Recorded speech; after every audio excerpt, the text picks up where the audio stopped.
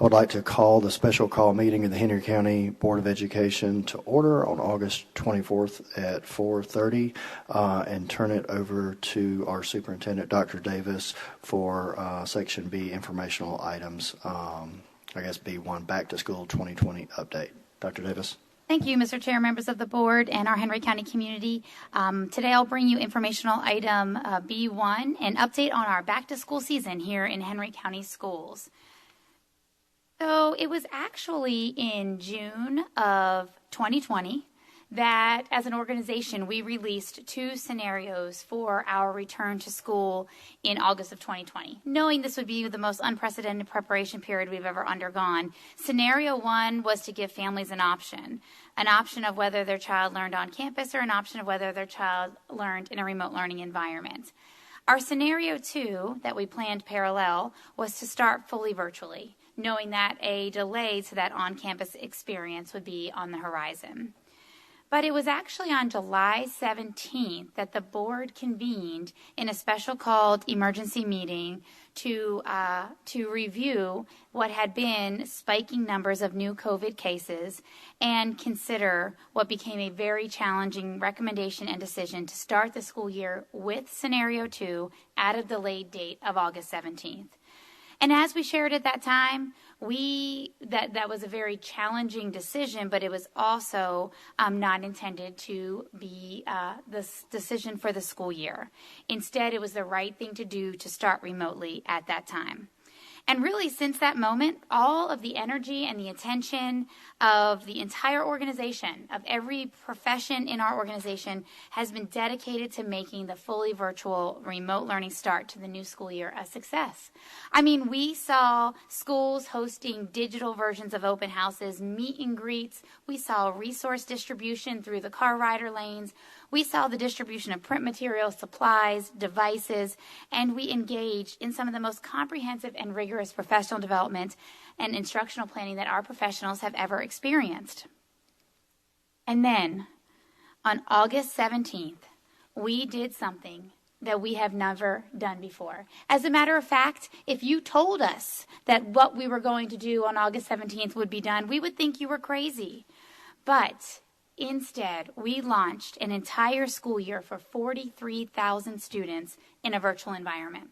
I've got some stats for you on the screen. We have 3,553 teachers.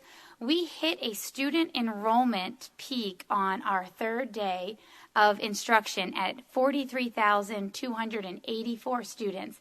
That actually just slightly exceeds the projection that, by the way, was made in February prior to all of this unfolding. We actually saw 8,360 iPads issued to our pre-K, K1, and 2 learners, 34,000 plus Chromebooks issued to grades 3 through 12. We have teacher laptops for all of our teachers. 490 hotspots have been provided, and we have successfully served 14,000 school meals now at our expanded 10 curbside pickup locations. I mean, this was actually historical, monumental. And certainly it was not without our own bumps in the road, and we know that there were families and students and some teachers that experienced some technical implications, and certainly important to acknowledge that resting our entire instructional framework on a digital infrastructure is going to be met with some challenges. Now, as a district, we use Google Classroom, and for all of our teachers and students, this is where you find your assignments posted, resources available, and any class information. As a district, we use Google Meets for our live instruction and our opportunity to interact, and our cameras are turned on all of our devices so students can see their peers and teachers can see their students. And district-wide, we use Infinite Campus for attendance and grade reporting. But we did face some challenges with connectivity drops for some students and some teachers in some schools, and surely that was frustrating. Of course, you're seeing around both nationally and the Atlanta area news, headlines are filled with stories of digital platform outages. And many metro area school districts have reported a wide range of technical issues. Specifically, complete outages have been reported for products such as Zoom and Microsoft Teams. And while vendors across the nation are working to accommodate this increasing volume and traffic across the country, Henry County has actually not experienced a total outage of Google Meets. Now, this intermittent connectivity challenge is certainly frustrating and requires our responsible resolution. And we know that there are students who are dropping from their Google Meet sessions, and that is becoming certainly an irritant. But we have an informational services team that now has the senior network engineering executives from Google on site to resolve these technical challenges. As well as today, we piloted 2 alternative scenarios in 2 of our clusters so that we can actively test alternative tools. We know that connection to your class is essential, and we are not going to be rested until no student is experiencing those types of interruptions. Now, I'll tell you that despite the interruptions and the way our students and teachers overcame those interruptions, if you did not believe that our teachers were the absolute best in the profession, well, last week proved that they absolutely are. Somehow their magical touch went right through that computer screen into the homes of and lives of our young people. Now, let's take a look at some of this learning that was brought to life. I mean, teachers don't know how to do anything unless they are completely animated and energetic. The complexity to what teachers have been able to actually work out with their students.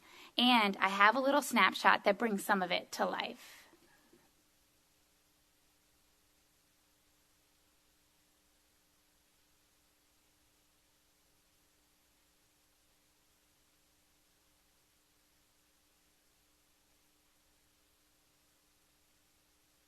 Okay, well, that teacher was amazing.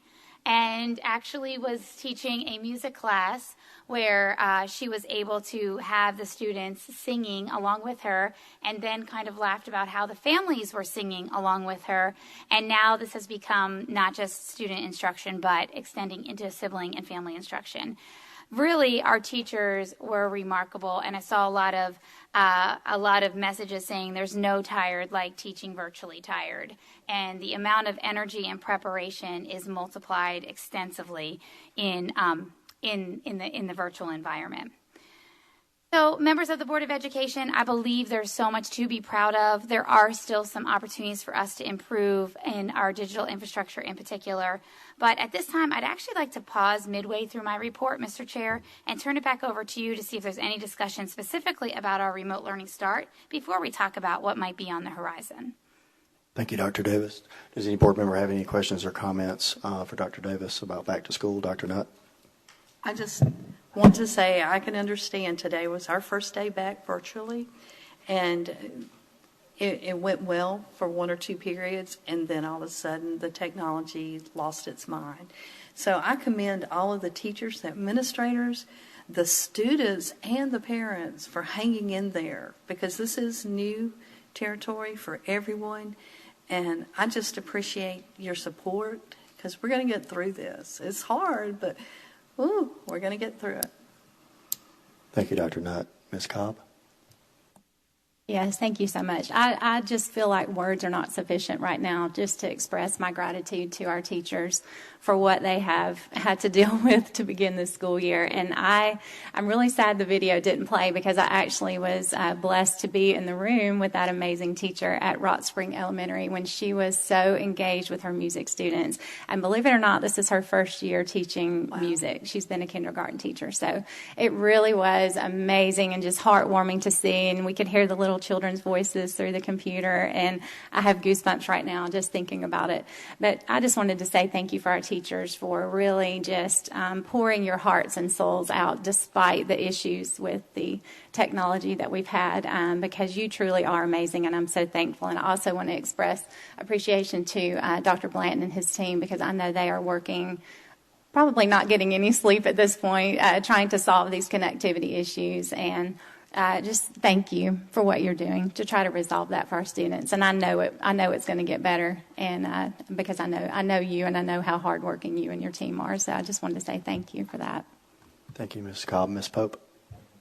Yes, thank you. I also just want to extend a huge thanks to our teachers and our administrators, and you all for the amazing work that has been done over the last week. I am a parent of a child in our district, and I have just been absolutely amazed at the energy and the excitement of our teachers. It is truly unmatched, and I could not be more grateful. And also to you, Dr. Blanton, thank you so much. I know that technology is wonderful when it works, and y'all are doing more than you could possibly ever dream of to make it work for everyone, and I really appreciate everything that y'all are doing to ensure that we have the best possible remote experience. And I know it's hard, and I know it's frustrating, and I really appreciate our parents and our families for being there to support our learners as they learn remotely. So I just want to say thank you to everyone also for a great start. Thank you, Mrs. Pope. Did you have a question or comment, Mrs. Evers? I just want to ditto what everyone else has said, and I appreciate Dr. Davis and her leadership team and her cabinet, because I know everyone has been working extremely hard, and to get this year off on a good foot, because we started off very well. The first week was just awesome, but you know, teachers are resilient, and teachers are. Tell them what they need to do, and teachers will do it, you know. And that's one thing I like about teachers, because they're just always willing to pick up the pen, the pencil, the paper, and do whatever needs to be done just to make sure the children are served and the children are going to get the best education that they deserve. And I appreciate the work from every team member and all the teachers, especially last week and even this week, starting at the second week. I'm sure this week started off a little bit better than last week, but we're just so appreciative. I'm so appreciative to all the work that the teachers has done, and to make sure that remote learning has been successful so far. And thanks to everyone who's had a part in that. Thank you, Mrs. Edwards. Dr. Davis? All right, well, Mr. Chair, members of the board, I'd like to continue in this discussion, but actually before I do, I forgot to celebrate the absolute sort of flying under the radar amazing thing that our Impact Academy has expanded to a K-12 program. And we've launched the first of its kind, an evening remote learning program for our K-5 learners. It's getting national attention and lots of calls with Ms. Morse and the learning and performance team on how this can be replicated in other districts. I think our first Maryland district is replicating it in just a couple of weeks. About 500 students are enrolled, and that is like really the size of a good elementary school. So it's been pretty exciting. But I do know, Mr. Chair, members of the board, it's very important to you and to our organization and to our community that we talk about what is on the horizon. What does a transition from our scenario 2, which is a fully virtual model, into a scenario 1, which is that hybrid model where students can choose on campus or remote, and how does that work as we move into this school year? So first, let's just kind of start with this reminder that when we made the decision that we needed to start remotely, it was to start on August 17th, and we always knew that it had to be accompanied by consistent and continuous preparations for a delayed on-campus start. And so that work has continued, and I'd like to share some of that. And really, the reason we had to have this conversation is, of course, because of COVID-19 and the role it plays in the health of our community. So what I first want to share is how we are monitoring the community health through a community health dashboard. This dashboard that you see on the screen is actually now available on the district website, and it will be updated each Monday in order to show the changes that occur in new positive cases. Now, if we're looking over at this screen over here, that the pointer isn't working at.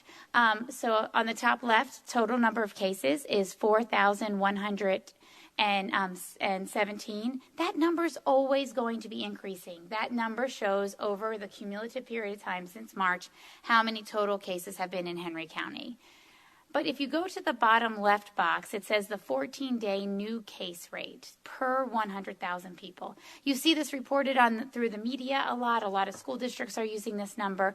A couple weeks ago, Henry County was nearing 400 on the 14-day new case rate per 100,000. It's really a way to say what's the substantial spread in your community. But let's go to the top right. This shows you the number of new cases since last week. Just a raw count of how many new cases emerged last week in the entire Henry County community. And bottom right, the 335 new cases actually only shows 0.14% of our entire Henry County population. But it gets a little bit more important to monitor the trends of this. So, Judy, if you don't mind, would you help me actually go into the interactive? If you could just go back one and click into the interactive Henry County Health Dashboard. Okay, so it looks like it's not working right now. So what you'll be able to see when you click into that Henry County dashboard, I wanted to really show you the 14-day new case rate. The 14-day new case rate at July 17th was its absolute peak. And if you're looking at a bar graph, it was right at the top of the bar graph. And for every week following, we have seen a gradual stair step down till today, where we are seeing our lowest new cases that we have seen really since June. And that's good news because it shows that our actual COVID-19 new cases are leveling off. Actually, in this case, they're getting much better. And that's what we need to keep monitoring. Now, I would invite you to visit that interactive dashboard right on our district website, and you'll really get a sense of how there is an opportunity to responsibly talk about what now should happen next that we're seeing this decline. All right, so let's go ahead and go to the next screen that you got a little preview for. This is going to be our Henry County Schools Health Tracker. Now, in our Henry County Schools COVID-19 data tracker, we're going to start to see positive cases, and we've been seeing positive cases of COVID-19 impact our employees and our students. So we want to make sure that our entire public is able to gauge and see this data, and this will now be available on the district website in an effort to be completely transparent about how COVID-19 new cases reveals itself here in our school system is important. And there's no way, schools have always been a reflection of the community in which it resides, no way for them not to show up. But if you look at that tracker, what you're really going to see is that the number of students with a positive COVID-19 diagnosis is indicated in that top row. Keep in mind, we do have student athletes on campus, and so you are going to have student experiences. Then you can see the number of staff with a positive COVID-19. It goes from 4 to 13 to 6 to 10. This will always follow some type of variety. Then we have our number of visitors, our number of non-personnel. And if you jump all the way to the bottom, what ends up mattering is the impact of the quarantine that happens as you get to the conclusion of a positive test. See, what happens is anyone who has been in close proximity is going to then be referred to as having had direct exposure to a person who tests positive. And when that occurs, those people are required to quarantine. Now, a lot of people are exposed to somebody who has been exposed. That's called secondary exposure. That does not require any action or any quarantine. But the impact of quarantining certainly does create some disruption in the environment and is requiring us to manage it a little bit differently. Okay, so this is how we are providing access and insight into our COVID-19 cases. So we have all the right news, right? Our health metrics are leveling off. They're actually getting better. And yet opening up our campuses requires more than just that, because returning to the campus is not returning to the campus we experienced in February. Things had to change. our athletes have adjusted to those changes, and our employees and students will be able to as well. So here are the requirements that we are looking at. Of course, we've already talked about the first one, but the second is a rigorous body of preparation. And we have shared a lot of that preparation. We're going to review some of that today. We now, number 3, have the opportunity to study other districts that have opened. And then finally, we have the opportunity to garner employee voice and involve our employees in the solution of how do we successfully return to on-campus learning as an option. Okay, so I'm going to go quickly through preparation because you've been through a lot of this. We start with the facility adaptations. There is a district playbook that has been produced and available on the district website. And you know that we have installed 29,000 social distancing reminders. That's all dots laying on the floor. 74 front office shields have been built and installed. 500 sanitation stations, the hand sanitizer stations, have been installed in intersections of hallways, and 926 signs have been placed. We also have increased our air filtration practices, and intensive training has been completed for all of our custodians.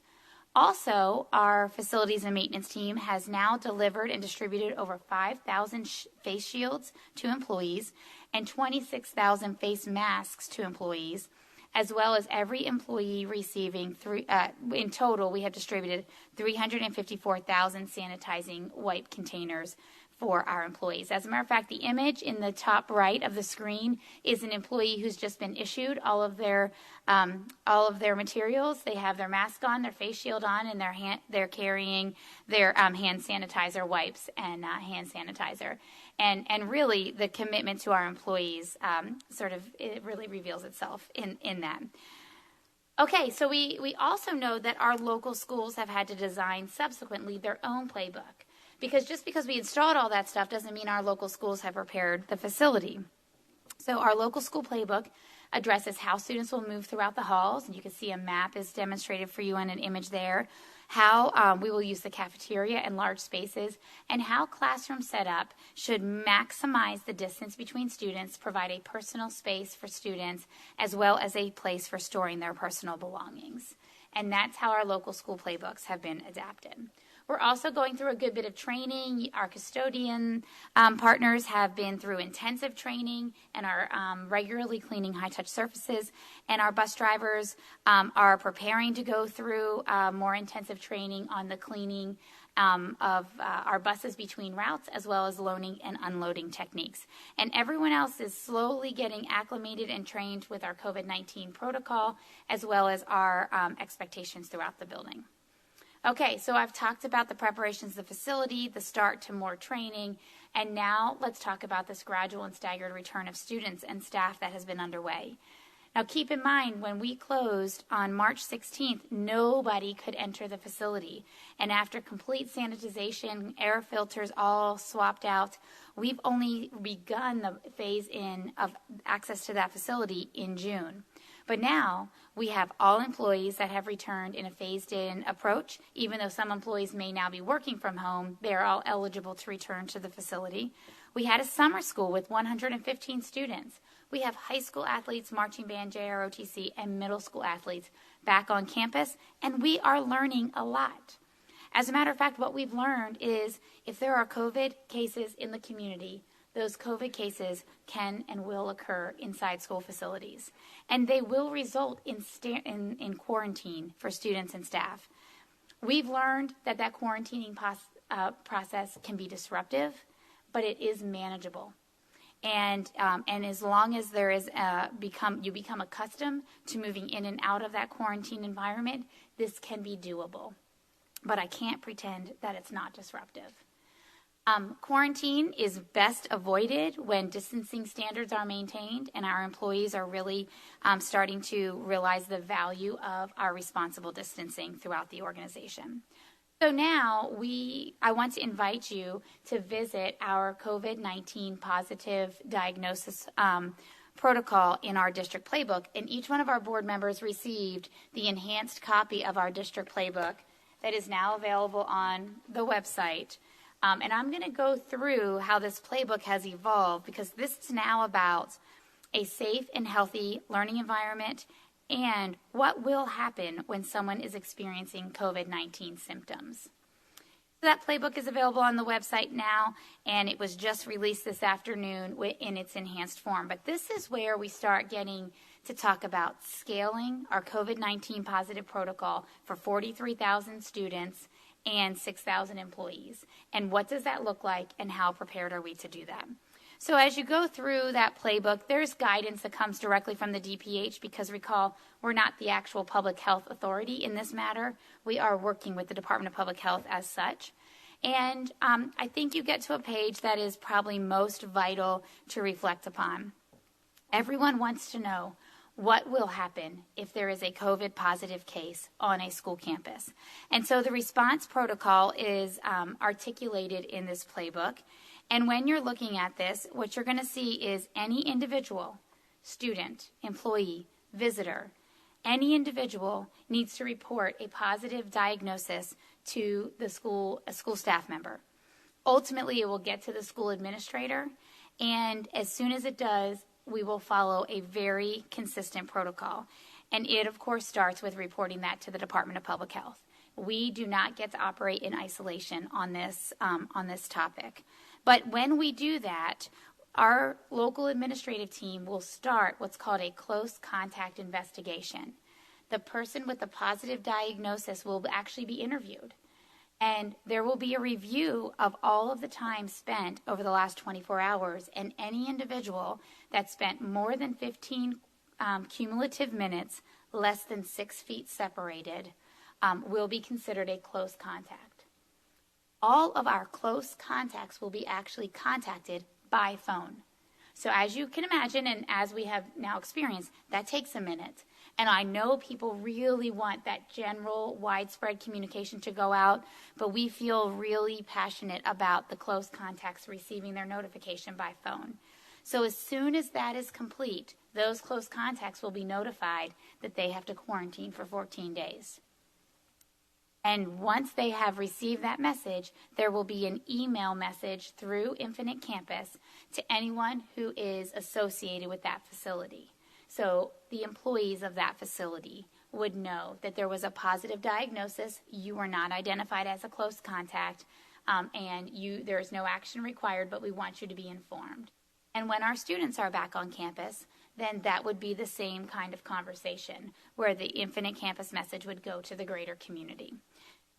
Now, there is requirements with that quarantining that are really managed by the Department of Public Health, but essentially that is the protocol that we can follow each and every time, and everyone can count on it. And what you can see in the playbook is really a clarity about that communication. We will notify public health. We are required to do that.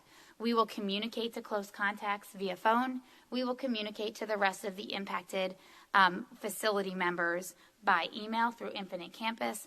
And then third, we are going to maintain a reporting tracker that I showed you a few minutes ago that tracks all of our COVID positive cases. Okay, so after that, it gets really, people are really interested in knowing what is this going to mean in a classroom. So I'm going to take a minute and go through the slide that you see on the screen right now. So what you can see is that again, Department of Public Health becomes very essential in coordinating the direction to quarantine. But in a school classroom, you can see on this graphic that the box that is in red represents the student who has a positive diagnosis.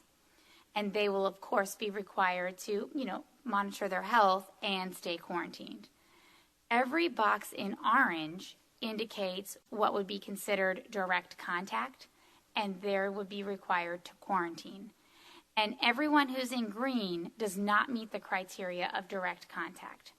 Now, this, of course, would be in addition to the interview that already occurred with the person who has a positive diagnosis, because we know that whether it be a student, a teacher, a staff member, they didn't sit still all day. So there will be other impacts that occurred that will be captured in the interview. But this would be an automatic quarantine. Why I'll share with you in a moment the importance of seating charts and assigned seating that will be on the horizon. And then you can see the same is true for bus transportation.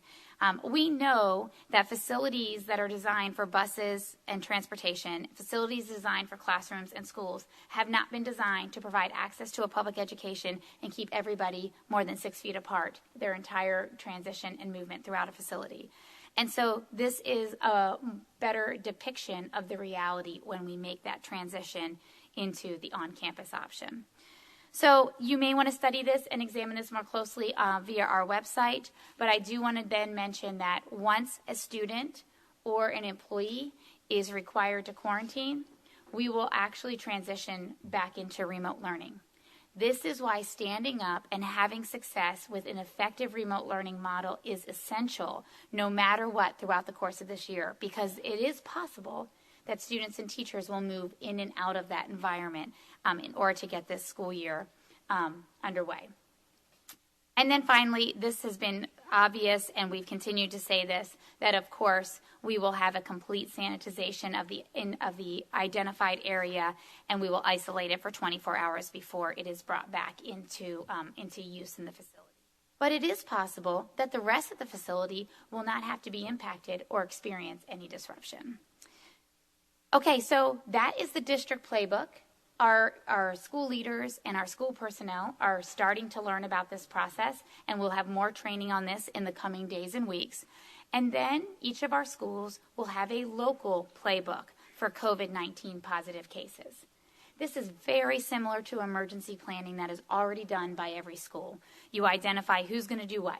How are you going to train people? How are you documenting that? Who was absent for the training? How do you make sure they get the redelivery of the training? And then how do you actually document everything in your preparation? So that is what's happening now in the coming days in order to have a local school playbook for COVID-19 positive protocol. So really, in summary, I talked about the need to not only have health metrics in the community leveling off, but there also has to be a really rigorous and in-depth preparation period. And my objective is for this Board of Education to feel as though every rock that can be overturned and every possible preparation that can be made is actually in motion and underway. But, of course, we've got a couple other indicators right now, and I told you that studying districts that have opened is now an opportunity that is upon us. And I'll be brief, but we have studied districts that have opened. We've spent time in consultation with them, in conversation. What do they wish they had done? What would they do if they could do it over? How are things going? And here's what we have learned. First of all, COVID-19 positive cases do occur. And they do result in a 14-day quarantine for students and staff if they are exposed. So be prepared for fluid transitions in and out of on-campus and remote learning. But it's doable. The second is this disruption can be managed well, especially when your remote learning is strong. And because despite we have had some connectivity challenges and we are going to resolve those, we actually have a device in every child's hand, and we do have a technical solution to continue instruction, and that is a differentiator in this process. We have learned that locker use, particularly for middle and high school, should be completely suspended, and we will plan to follow that recommendation. You will see adjustments to the middle school and high school bell schedule so that any one time they're limiting the number of students in a hallway. The lunch rotation will actually be shorter lunch periods with less students at any one time to limit the use of the cafeteria. And then, of course, it's going to become essential that there are seating charts and assigned seats in each one of our classrooms. We've also learned from every district that being clear about what mask use and mask expectations in the facility and transporting to and from the facility should look like is beneficial. And I'm going to get to that in just a moment. Okay, so that's what we've learned from districts. The fourth thing is the importance of employee voice. Henry County has been committed to a tagline for 3 years nearly now called Better Together. And this entire experience requires us to traverse this together as well.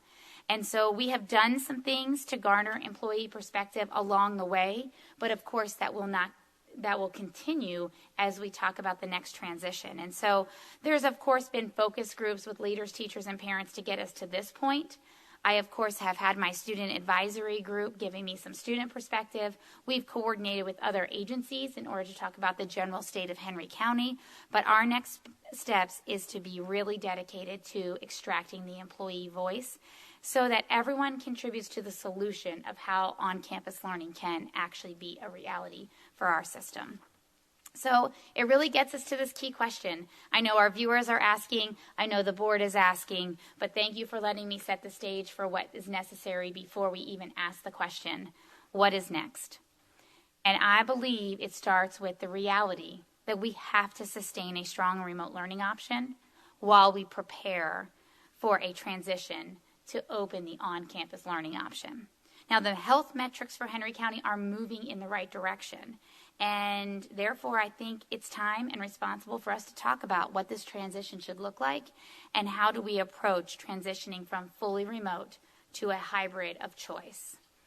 I've used this slide again and again because I think it's important. I know our leaders are watching, our employees are watching. We've always known that starting remote did not mean continuing remote forever. But our job right now is to be good at remote. That's what we're working on while we're taking the responsible next steps to thinking about what does this delayed on-campus start look like and how do we fill that in eventually with a date. So I'm going to share two things, and here's really what I see is on the horizon for us. The first is launching a campaign to ask the entire community to join us to keep Henry healthy. The decisions we make are a part of our responsibility to one another and the opportunity to keep one another safe. So we're going to start with stay well, daily health monitoring, and responsible reporting. Let me elaborate on what I mean by that. Staying well, of course, we're asking everyone, wash your hands, watch your distance, and wear your mask. It is going to be our expectation that masks are worn during transitions in the hallway and on the bus. And when approaching a classroom or an office for the first time, and when responsible distancing cannot be maintained. Our daily health monitoring is asking all employees and our students to actually monitor their own health. How do they feel, whether they have a temperature before they report to work or go to school. And then responsible reporting. As soon as you suspect you could have COVID, you maybe even go and get a test for COVID and you're awaiting results, or you know you have been a COVID-19 diagnosis, please report it to a school staff member. That's going to help us limit the number of times we transition people in and out of quarantine if we can give you an alternative from coming into the facility that day. So I'm inviting everybody to keep Henry healthy.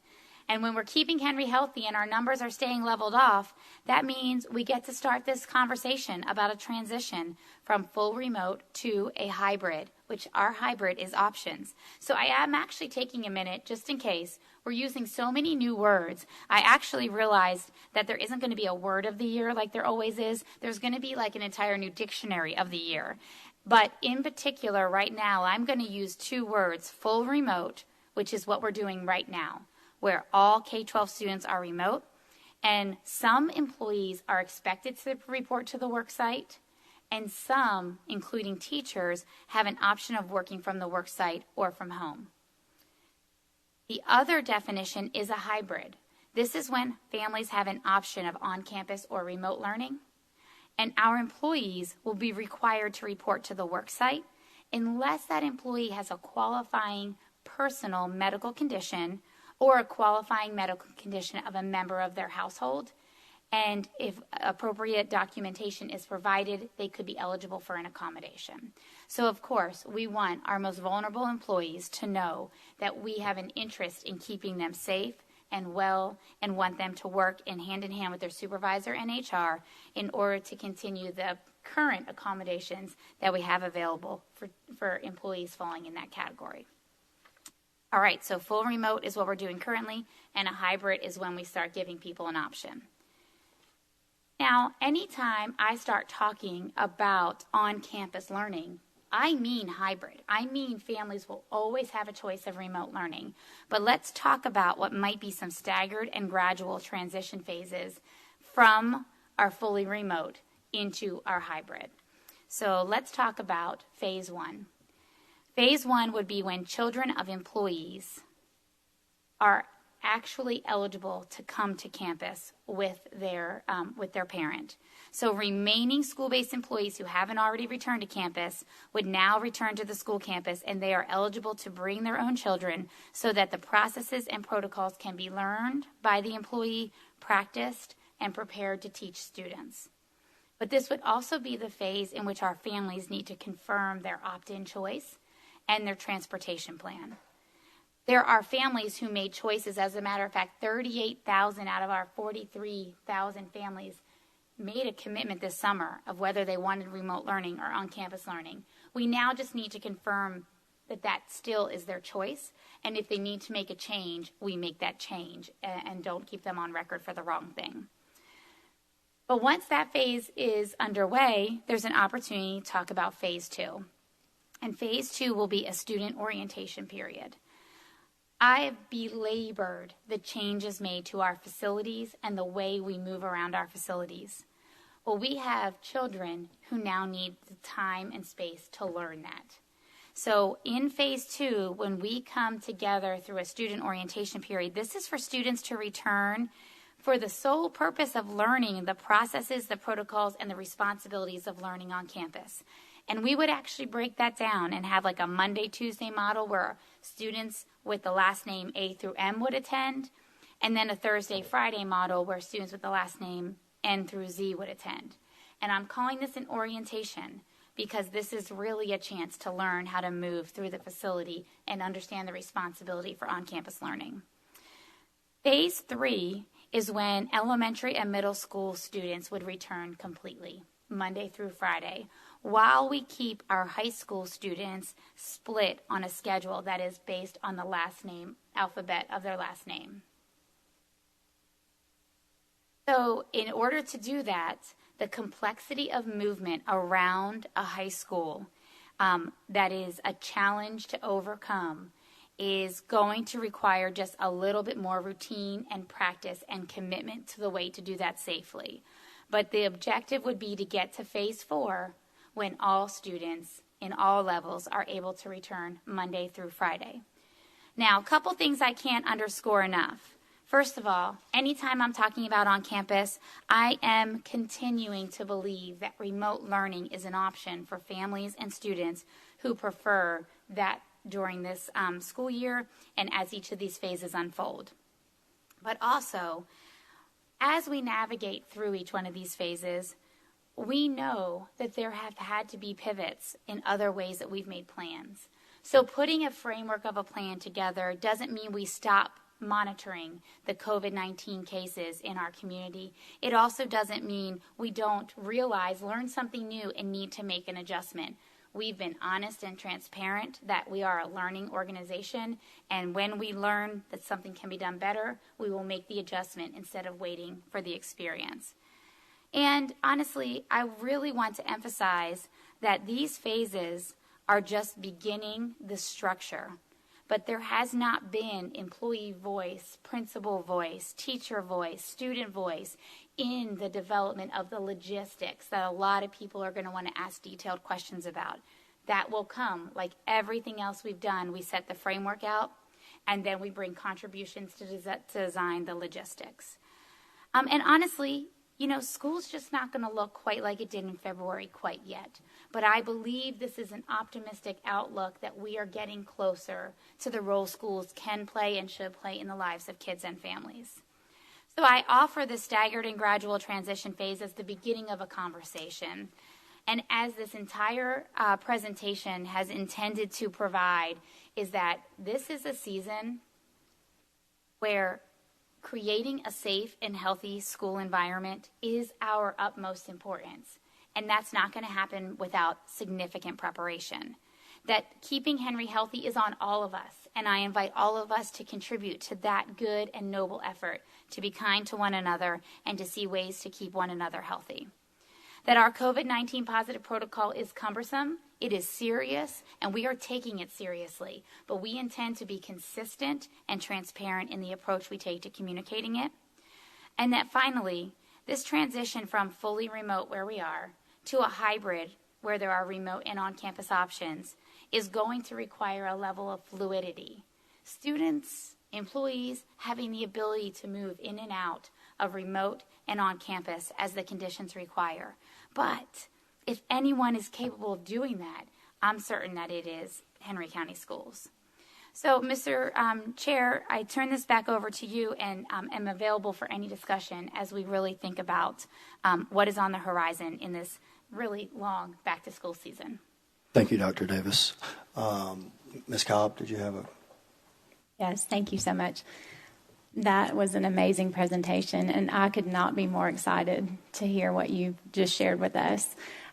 So many things I love about it, starting with the groundwork that has been being laid over the past few months. Like, this wasn't just something that we just started doing. Like, our team, this team sitting here, has been working on this for months and has just really put so much blood, sweat, and tears into the development of this, and I'm so thankful. So I wanted to start by saying thank you to you all.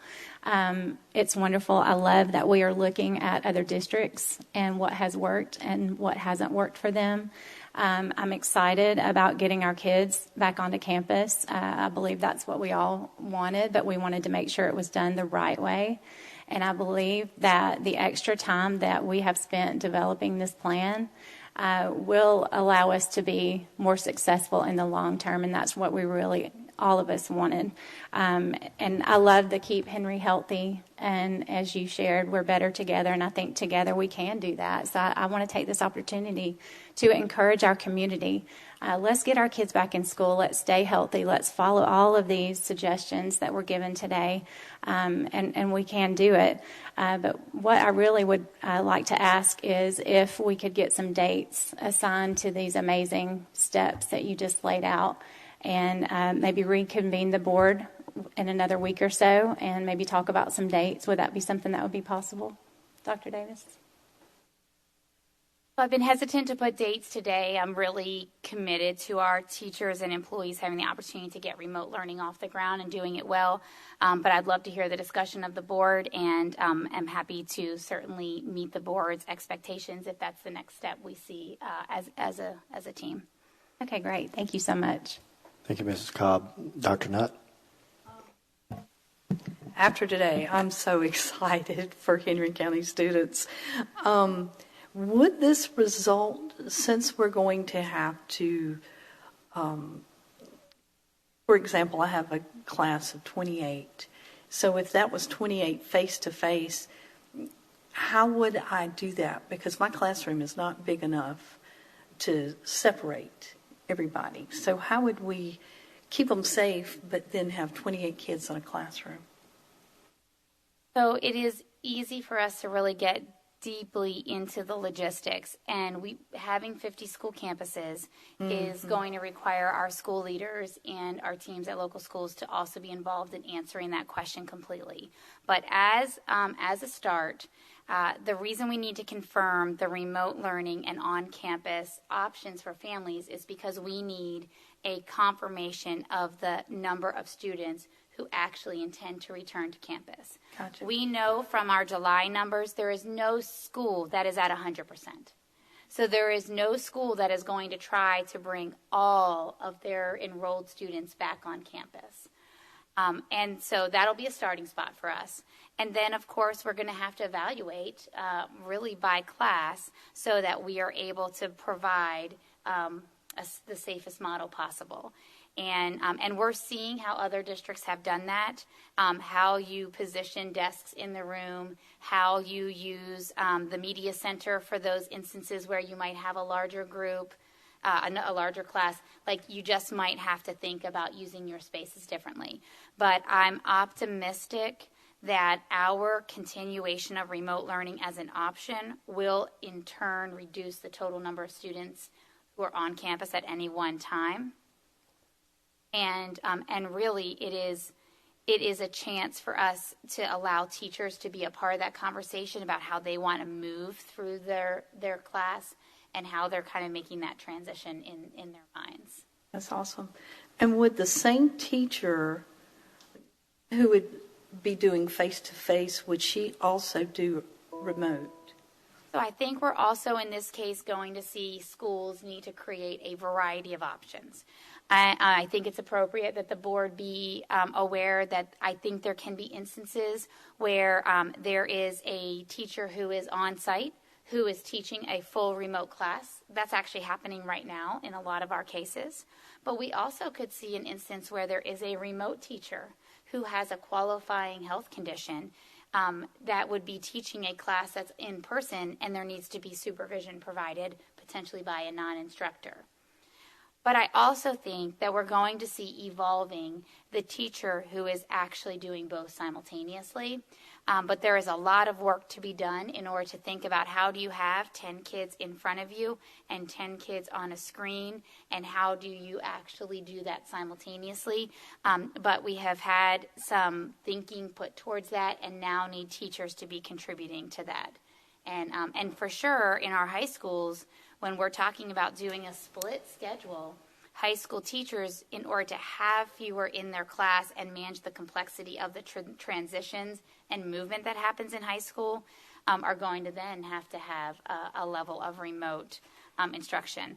I think that that's next in our planning, but the brainstorming and the idea that there's going to have to be a lot of unique ways where teachers interact with their students is So there's just not a one realizing- model. Yes, a reality. Okay, so there's not just one model we're going to. There's definitely going to be no way to do just one solid model. Okay, thank you. Thank you, Dr. Nutt. Any other questions or comments? Mrs. Edwards? And Dr. Nutt just asked one of the questions that I was going to ask, so that has been clarified. That means great minds think alike, Ms. Edwards. Okay. Dr. Davis, as I look at the slide that says what has been learned from districts' openings, I don't see anything on here. The only thing I see about mass is clarity on mass use is beneficial. My concern is if we bring the students back, even if it's Monday, Wednesday, or Tuesday, Thursday, why would we not want to mandate mask wearing? All the students wearing masks. I guess my question to you is, what have the other districts learned from not mandating masks? So I can't speak directly to that question and ask that quite as directly, but in Henry County Schools, my recommendation at this time is that masks be required when in the hallway during transition, and masks be required on the bus, as well as masks be required when approaching a classroom or office for the first time and when responsible distancing cannot be maintained. I'm still confused as to why would they need to wear a mask if they're not? It's not going to be mandated for them to wear them all day. Why would they need to wear it in the hallway? Because students, they're going to be in the hallway and they're going to be in the classrooms. So I don't see a difference in why they're wearing them in the hallways and approaching a classroom when they're going into that classroom with other students and they're in the hallway with other students, but they're not going to be mandated to wear their mask. I don't understand. I'm just a little confused about that. Well, let me take that question away and make sure that as we develop this this part of the work, that it is crystal clear for our families and our teachers. But our objective is to actually strengthen our message on the role of masks and to require them for students who are on the bus, require them while students are in the hallway in transition. Interaction is unpredictable in hallways, and then when approaching a classroom or office for the first time, and then when responsible distancing cannot be maintained. But if one is able to be in a meeting or in a classroom and maintain responsible distancing, that has been a mask down environment. And when our athletes are conditioning, that has been a mask down environment. And so that's my recommendation where we are today.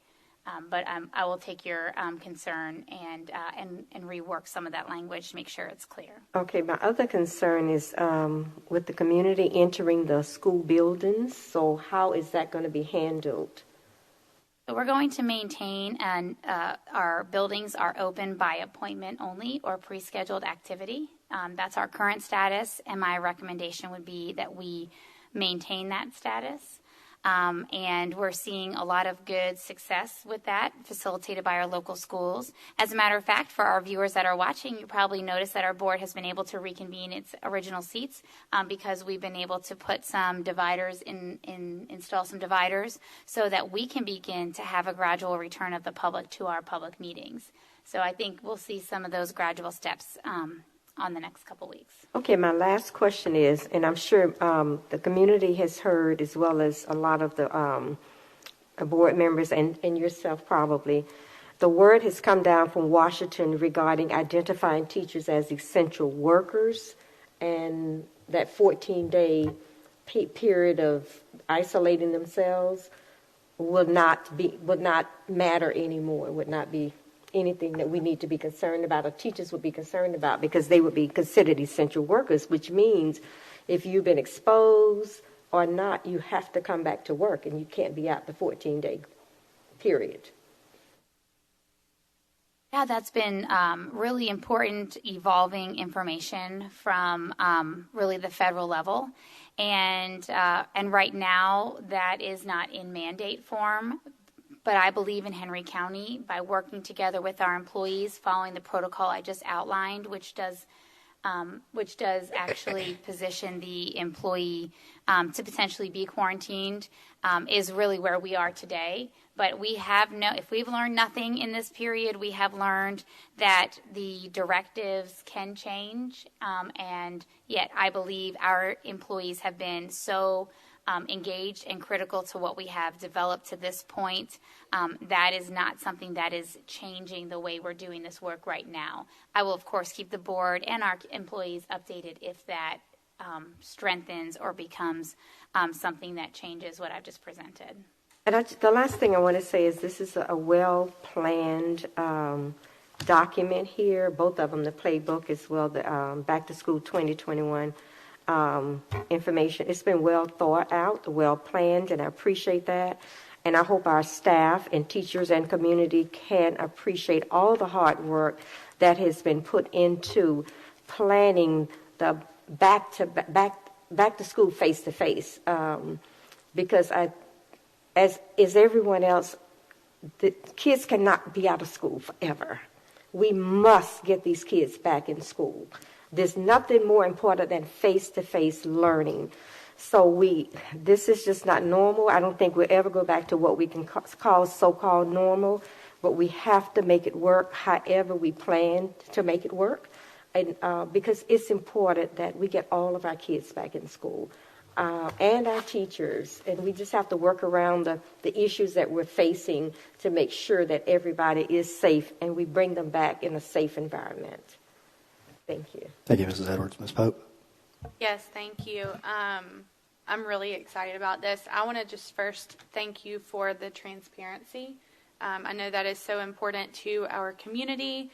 From the data, and I love the new tracker. I can't remember what it's called, but I love the new tracker just so that the community is all on the same page and so that we know as a community what we need to do to ensure that these phases actually take place, because it is all of our responsibility to stay healthy and protect the health of our neighbors.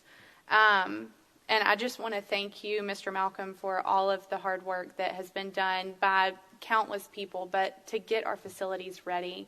I know that has been going on for months, and it's really, really remarkable, and that's what is going to allow this to be possible, so thank you. And I am also, again, I acknowledge as a parent also how difficult and taxing it can be to facilitate remote learning from home as a working parent and several moving parts. So I acknowledge that, and I just want the community to know that your voice is heard, and we completely understand how difficult it is and how not normal it is. But I am really grateful for this time to strengthen our practice of remote learning, knowing that COVID-19 is a reality, and there is a very strong chance that people will have to be moved into quarantine at some point. So I'm grateful for the time to kind of master our remote learning practice so that there are no gaps in learning, especially as we move more deeper into the school year. So I'm thankful for that time. And I am just really, really excited that our employees' voices are going to be heard in this next step. We truly cannot do it without our workforce. That is who makes all of this possible. So I'm so grateful that they will have an opportunity to be a part of this planning. And I want our teachers, our principals, all of our employees to know that you are heard and you are so valued and so appreciated. So I'm excited to hit the ground running. I know that y'all have been doing that for weeks and months now, but I'm really excited to move into this next phase. Thank you, Ms. Pope. Dr. Davis? Yes, Mr. Chair, I was glad to hear Mrs. Pope mention the health tracker, and I believe our team has been able to actually populate it so I can show you how we are trending. So if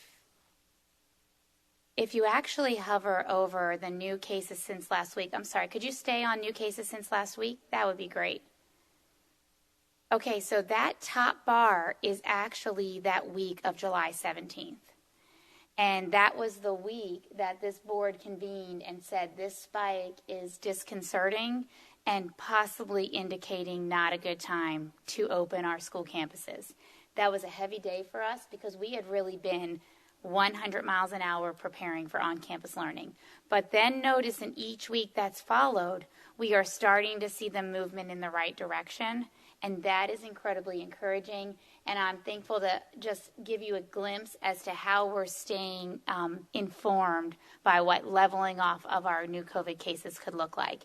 And then you could also hover over the 14-day new case rate, which is obviously going to give you a very similar model, but this is per your 100,000 people, but still heading in the right direction. If you can remember, we actually did graduations just before the very first bar that you see there, which is on 7/5. Our graduation week was the week before that. So we have been conscious of the movement of our positive cases in the community. So thank you, team, for pulling that up. I'm just glad the board could see really the rationale behind our timeline and validating their decision making. Thank you, Dr. Davis. Yeah, I would like to just kind of echo my fellow board members, and just first off, I'm excited to hear that all 4 board members are wanting to go back to in-person learning, as so am I. I'm excited. It was a tough decision, like Dr. Davis just said, for us to go 100 miles an hour to go to school and then throw you guys a curveball at the very last second, and we apologize for that, but you can see why we had to do that.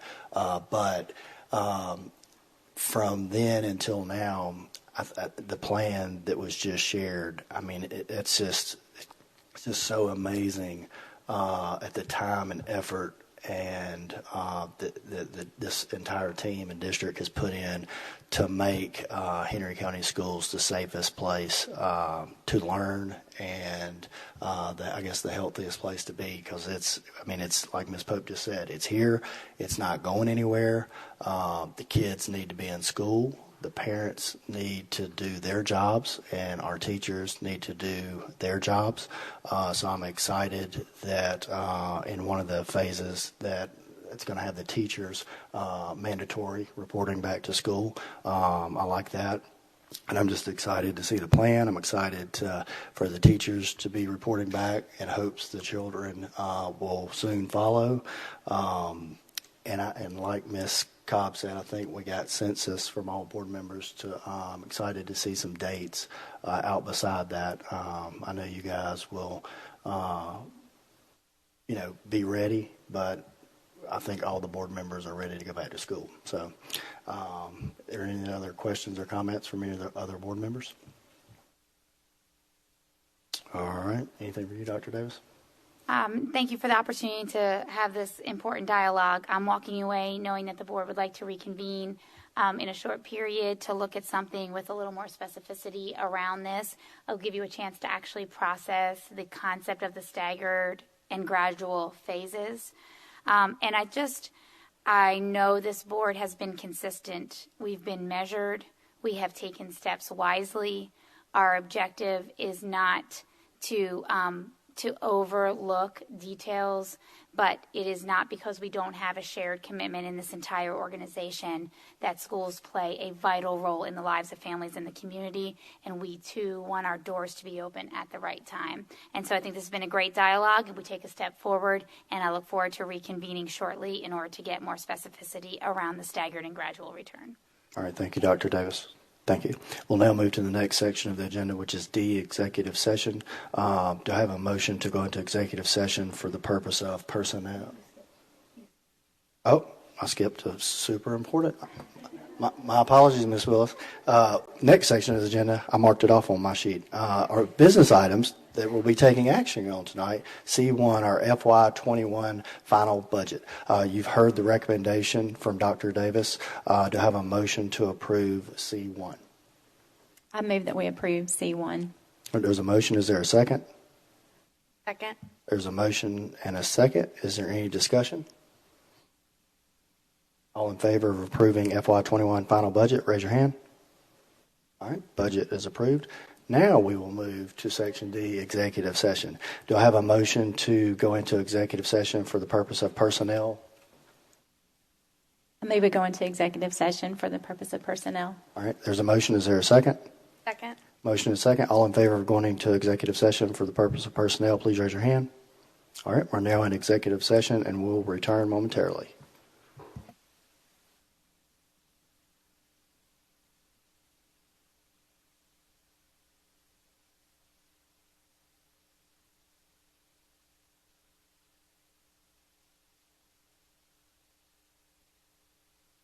I have a motion to come out of executive session. I make a motion, we come out of executive session. Is there a second? Second. All in favor of coming out of executive session, please raise your hand. All right. Do I have a motion to approve the personnel as presented by the superintendent in executive session?